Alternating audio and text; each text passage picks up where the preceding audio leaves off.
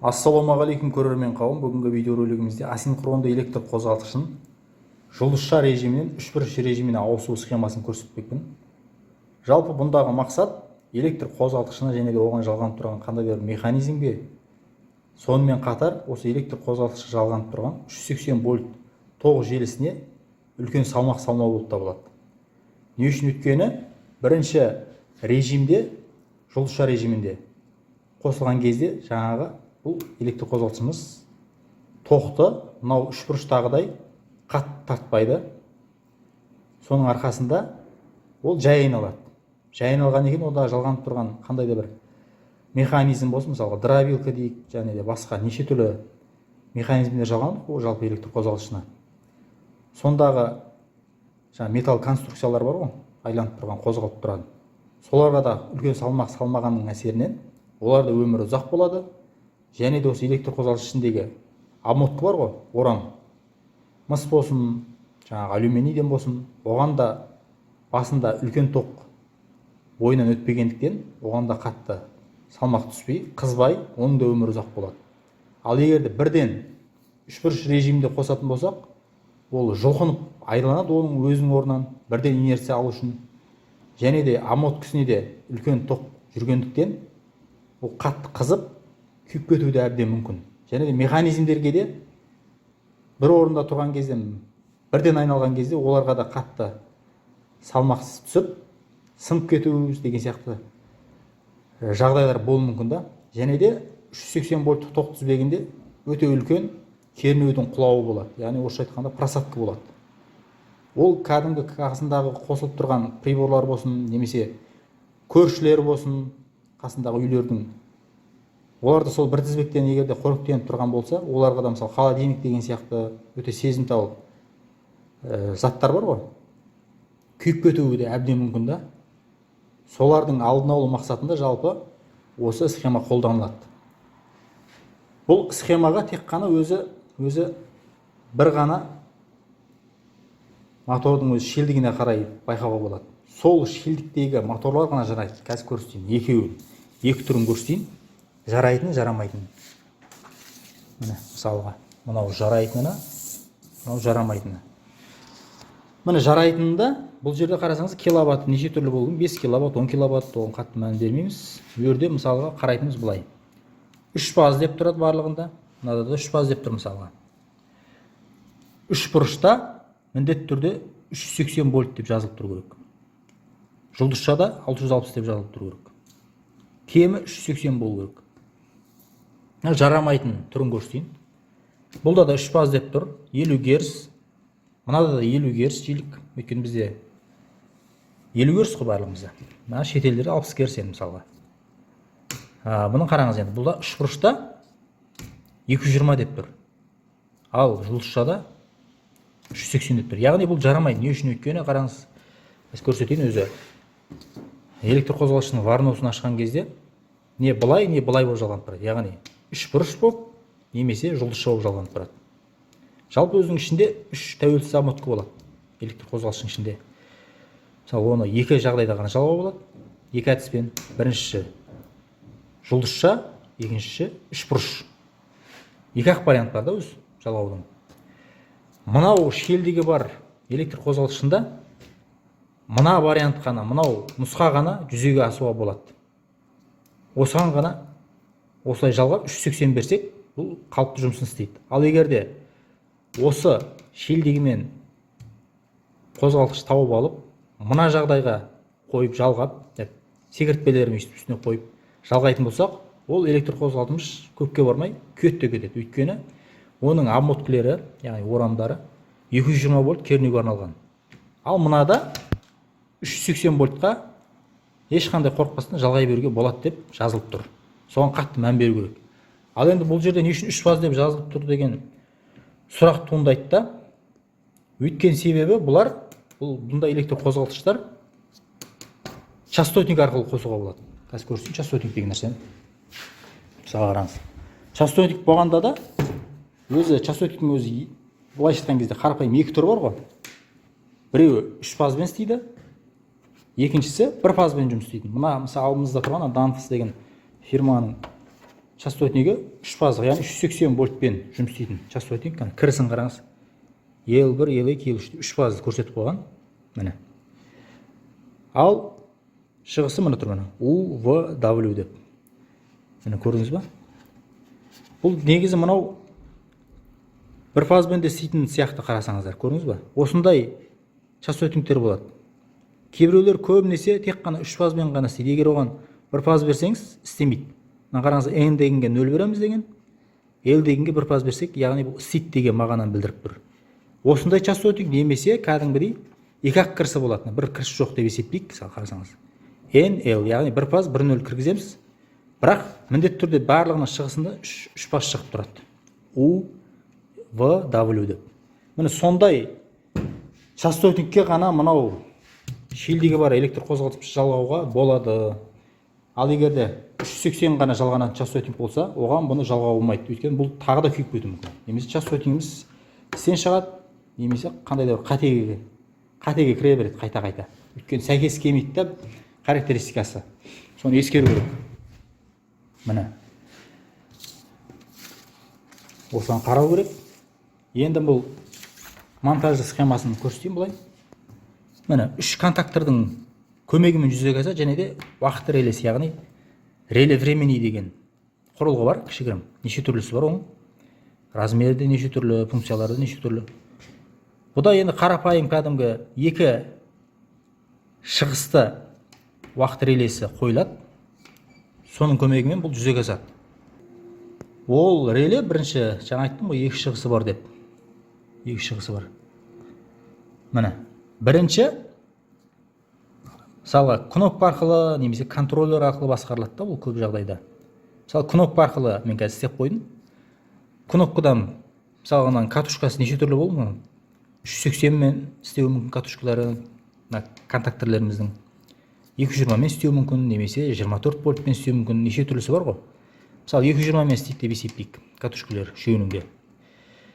Бірінші тумблерді бұрадық, или кнопканы бастық. Сол кезде бірінші кабір деген контакторге беріледі. Кабір деген контактор беріледі да. Схемасын көрсетейін. Міне. Кнопка пускты бастық, мысалға. Пускты бастық. Нереде предохранитель қойып қойған енді. Бұл жерде автомат қойсақ та болады. Неше түрлі номиналды өзімізге керекті да. Мысалы бастық, мысалы. Сол кезде ол мына уақыт релесіне беріледі. К1, К2, К3 деп тұр мына. К1, К2, К3. Сосын негізі мына жерде екеуінің орны ауысып кеткен сияқты, пуск пен стоптың орны ше. Интернеттен алған бұл. Наоборот, мынау пуск болу керек. Мына басқан кезде қараңыз, бір шеттеріне 0 келіп тұр постоянно, контактілердің барлығына. Екінші шетіне паз келіп тұр через кнопка арқылы. Міне паз кетті, барады былайынан. Былайынан барады да кабірді қосады міне. Прямой. Сосын барып жаңа реле времениді қосады. Реле временидің өз екі шығысы бар деп айттым ғой. Бірінші шығысынан бірден паза шығады да, ол барады да К3-ті қосады. Міне К3 деген. Ол мынау тұр міне. К3-тің бір ұштарына перемешке беріп қойған, яғни секіртпе беріп қойған. Яғни 3 фазада басын біріктіреді былайша. Контактордың көмегімен біріктіріп тұр да, бұл жерде ше. 3 фазының басын біріктіреді да. Сонан соң ол кезде қарасаңыз 3 фаз уже келіп тұр. Екінші амотканың екінші ұшын, мына екінші ұштарын былай секіртпе беріп тұр, перемешке беріп тұр да. Үшеуін бірге жалғап тұр контактордың көмегімен. Түсінесіздер ме? Сонан соң бірер уақыттан кейін өзі реле времени жаңа уақыт релесіне өзіміз қойып қоямыз, қанша секунд береміз? 3 секунд, 5 секунд деген сияқты. Мысалы 3 секунд дейік. 3 секундтан кейін бұл контакторымыз өшеді, яғни мына тұрған перемешкеміз ажырайды, сөйтеді да мына К2 деген контакторымыз қосылады. Яғни реле временіміздің екінші шығысынан кернеу пайда болады да, бірінші шығысында кернеу жоғалады. Мынау өшеді, мынау қосылады. Бірақ мынау өшпей тұра береді, өйткені прямой келіп тұр ғой маған. Міне, кабірге прямой келіп тұр, кнопканы басып жіберген кезде прямой келіп өшпейді ол. Оны өшіру үшін мына стопты басу керек. Негізі екеуінің орны ауысып кеткен. Міне, сол кезде мынау қосылады. Мынау қосылады. Яғни мынау әрі тұрған перемешкеміз ажырады да, ол мынандай болып жалғанады. Үшеуі отдельно, жеке тәуелсіз болып. үш бұрыш болып жалғанады. Түсініп отырсыздар ма? Міне схемада былай тұр. Міне бірінші мынау кабір қосылады. Кабір қосылғаннан кейін барып К3-ті қосады ол реле времени арқылы. Яғни үшеуін үш фаздың басын біріктіреді. Мынау тұрған үш обмотканың басын уже мына жағынан үш фаз кіріп тұрады. 380 вольт. Сол кезде бұл жұлдызша режимінде айналып жатады бірер секундтай. Сосын оборотын алып өз-өзіне келіп алғаннан кейін оны эксперименталды түрде уақытын есептеп қояды, мысалға кімде болса. Сонан соң барып үш бұрыш режиміне ауысады. Сол кезде мынау өшіп мына контактор қосылады. Яғни ол кезде мына жағынан үш фаз, мына жағынан үш фазға келіп тұрады. Яғни үш бұрыш режиміне қосылады. Қазір енді оны барып іс жүзінде көрсетейін. Мына жерде тұрған ол реверс схемасын көрсеткен. Реверс болғанда қараңыз. Былай айналып жатыр. Мына жағдайда былай айналып. Сондағысы екі фаздың орнын ауыстырып отыр да. А басы болса, мысалға А мен С-ның орнын ауыстыра саласыз, или А мен Б-ның орнын ауыстыра саласыз, болды сонымен. Не оңға айналады, не солға айналады. Бұндағы көрсетіп тұрған сол. Қазір енді барып үш жүзінде көрсетейін. Міне уақытты үнемдеу мақсатында алдын ала жинап қойдық. Үш пускатель немесе үш контактор. Уақыт релесі Siemens-тің, үшеуі де Siemens контакторымыздың. Жаңағы примерно 7 киловаттық мотор, оның шилдегі түспаған, өте ескі электр қозғалтқыш. 6 шығыс, міне кілеммек арқылы жалғанған ыңғайлық мақсатында. Міне 380-ге жалғанып тұр. 380-ге. Бұл контакторлеріміз 220 вольтпен істеуіне байланысты, міне 220 вольт деп тұр әрқайсында. Біз 0-ді корпустан алғамыз. Берді 0 мен заземелен екеуі 1. Сондықтан да корпусқа жалғамыз. Міне үш фаз кіріп тұр. Бір пускательге, арғай бұл пускательден екінші пускательге секіртпелер арқылы екіншісіне жалғамыз, яғни перемешкелер арқылы. Ал мына нөліміз прямой барғанда, уақыт релеміздің А2 деген контактына прямой келген, арғай одан тағы да перемешкелер арқылы, яғни секіртпелер арқылы үш контакторымыздың де катушкаларының бұрыштарына прямой, яғни тікелей жалғағамыз. Ол жақ түсінікті шығар енді. Мына схемада көрсетілген. Міне. N, яғни нөліміз. Бүкіл контакторымыздың жаңағыдай уақыт реле временеміздің А2 деген контактілеріне тікелей жалғанып тұр. Ары қарай бұл жұмыс істеу үшін, бұл жалпы уақыт релеміз 24 вольтпен жұмыс істейді. Және де 220 вольтпен істей береді. Өз универсальный қылып шығарылған ыңғайлылық мақсатында. Оған фазды, мынау үш фаздың кез келген біреуінен ала саламыз. Мысалы, ең шетіндегісін былай секіртпе жіберіп, автоматқа жібергенбіз, 16 амперлік. Одан ары қарай автоматтан шығарып, мына тумблерге бергенбіз. Тумблерді қосқан кезде фазымыз былай өтеді да, К1 деген контакторымыздың катушкасының екінші ұшына келеді. Ал бұның бір ұшына уже 0 келіп тұр. Яғни бұл іске қосылады деген сөз. Енді қараңыздар. Және де бұл кеп тұрған фазымызды тек қана осы контакторымыздың катушкасына беріп қана қоймай, оған тағы да перемешке бергенбіз, яғни секіртпе беріп, ол секіртпені осы контакторымыздың нормальный открытие дейді. NC деп тұр. Бұда екі доп контактілер бар. Біреуі іске қосылмай тұрған кезде тізбек тұйықталып тұрады, екіншісі яғни тізбек ажырап тұрады. Ал керісінше іске қосылған кезде екеуінің рөлі ауысады, яғни қосылып тұрғанымыз ажырайды, тізбегі ажырап тұрғанымыз қосылады. Соған байланысты біз ажырап тұрғанға қойғанбыз бір перемешке арқылы фазды. Бұл қосылған кезде жаңа фазымыз мына жақтан кіріп, екінші жоғары жағынан шығады да, бұлай барып қоңыр кабельмен. Мына уақыт релеміздің А2 деген, міне, что-то көрінбеді. Светі. А2 деген контактімізге келеді. Және де бұған тағы да секіртпе арқылы осы уақыт релеміздің реле временеміздің 17 деген клеммасына жалғағанбыз. Бұл уақыт релеміздің орталық контактісі болып табылады, яғни центральный контактісі. Бұл бірінші режим қосылған кезде бұған бере салысымен паза келе салысымен, яғни бір контакты қосыла салысымен паза келеді ғой. Қосыла салысымен бұның бірінші 18 деген клеммасынан паза шығады. Жаңа кірген пазамыз осыдан шығады бірінші. Бұдан шыққан пазаны қара кабель арқылы барып К2 деген контакторымыздың жаңағыдай міне тұр. Нормально закрытие, яғни тізбегі тұйықталып тұрған контактісіне кіреді да, арғай жоғарыдан шығып кетеді да, ол барып К3 деген контакторымыздың катушкасының А1 деген контактісіне жылғанды. Яғни бұл мынаны қосады. Көрдіңіз бе қалай жұмыс істейді? Бірінші мынау қосылады, одан секрет арқылы былай барып, былай пазымыз өтіп барып, реле временеді қосады, уақыт релесін. Одан ары қарай бұл уақыт релеміз өзінің 17-ден кірген фазаны шығарады 18-ден, ары қарай 18-ден шығарып барып, бұл мынау пока іске қосылмай тұрған К2 деген контакторымыздың жабық тұрған, яғни ұйықталып тұрған контактісін шығарып, блок контактісінен ары қарай барып, сосын барып қана мынау К3 деген контакторымыздың А1 деген катушкасына беріледі. Бұл не үшін істелген? Өйткені бұл защита от дурака дейді. Қандай да бір жағдаймен мынау басылып қалатын болса, или залипание болып қалуы мүмкін, неше түрлі жағдай болады, қысқа тұйықталу кезінде. Сол кезде мынау қосылып кетпес үшін. Егер олай істемесек, қысқа тұйықталу болып, бәрі атылып кетуі мүмкін да. Моторда күйіп кетуі мүмкін деген сияқты неше түрлі жағдай болады. Әдейі солай істелген. Міне, бірінші қосылған кезде 3 секунд қойып қоямыз қазір.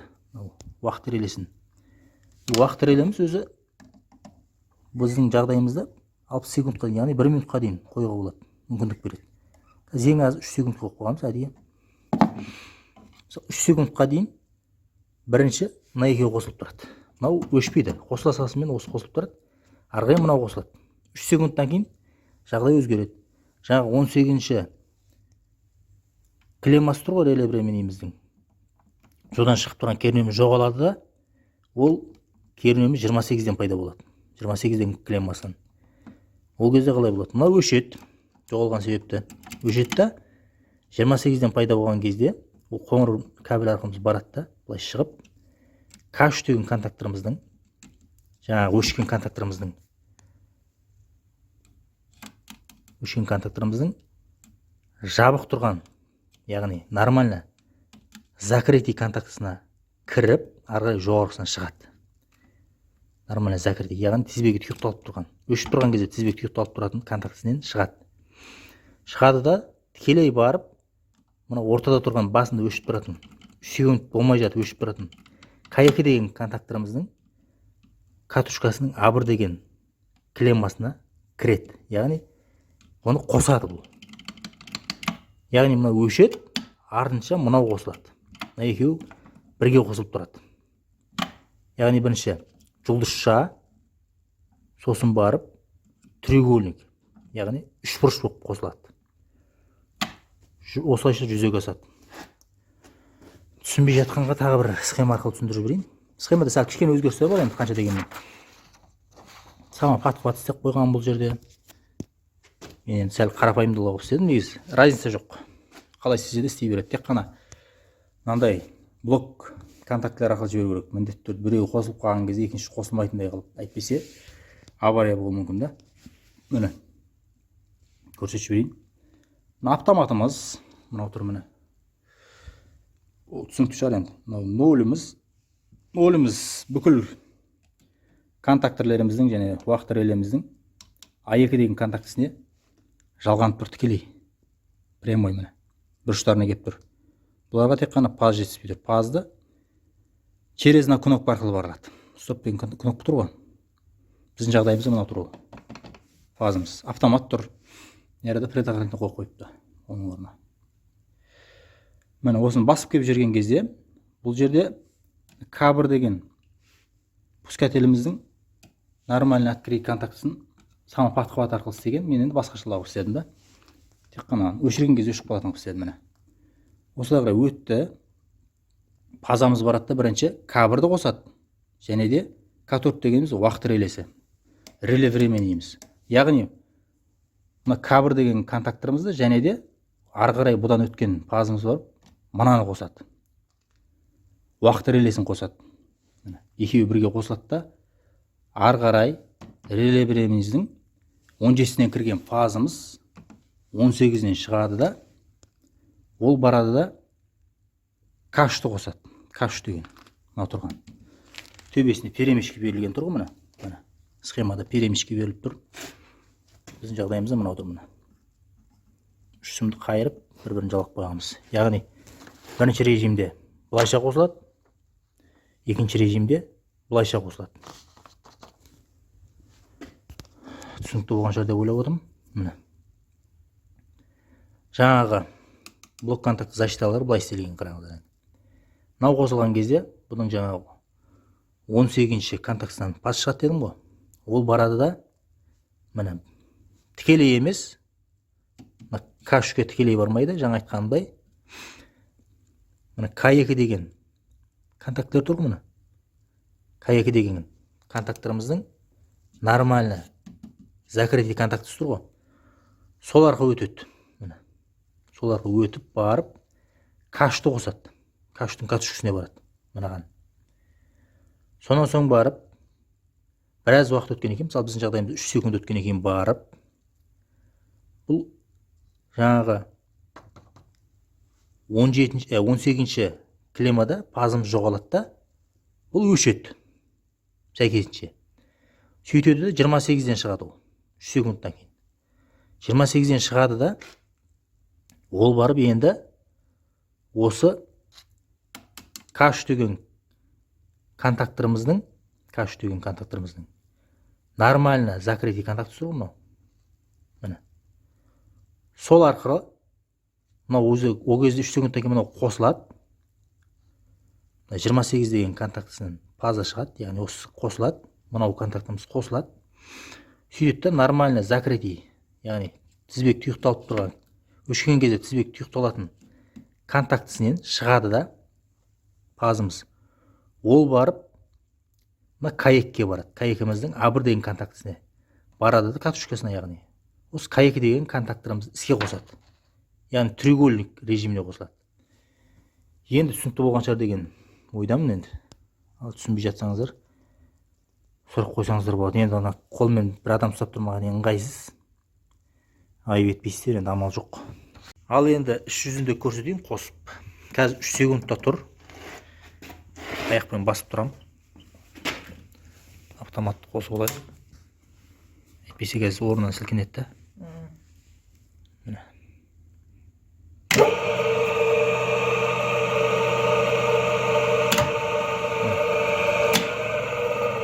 Бұл қосылу арасында ешқандай обороттың өзгерісі болмайды. Тек қана ток күші көбейеді және де айналу моменті, яғни мотордың күші көбейеді.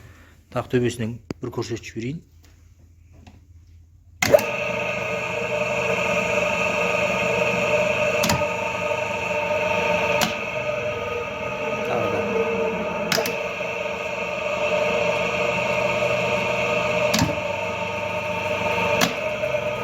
Енді айналу жиілігін көрсету мақсатында қазір мына приборды қолданамыз. Мына унит деген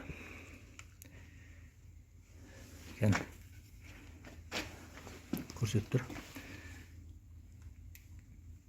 Қазір ол үшін 3 секунд аздық қылады, сондықтан да бір 6 секундқа қояйық. Алдымыздан көйіп кетті. Бәсе. Ал енді қазір бірінші звезда, сосын барып треугольник. Бірақ айырмашылық кішкене ғана болады. Басып тұрайық.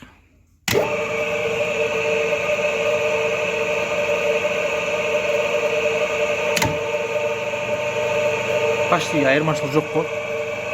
Тағы бір көрсете салайық. Жаңа айтқандай, бұл жерде тек қана айналу моменті көбейеді, ток күш көбейеді. потребление. Тағы мысалға жұлдызша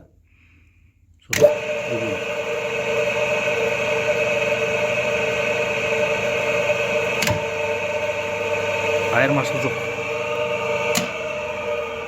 Міне осымен біздің видеоролигіміз соңына жетті.